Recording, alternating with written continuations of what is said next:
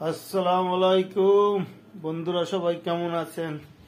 তো আজকে মালিকে কিছু বাজার করতে গিয়েছিলাম মার্কেটে।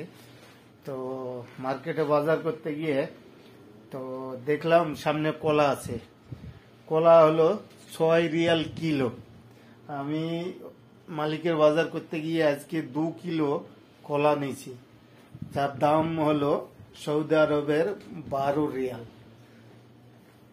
মানে 1 কিলো 6 রিয়াল আর 2 কিলো 12 রিয়াল।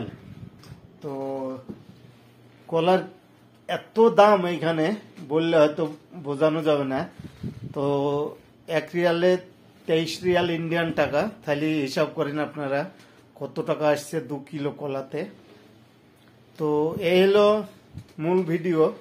যদি ভিডিওটা ভালো লাগে অবশ্যই লাইক কমেন্ট শেয়ার করবেন।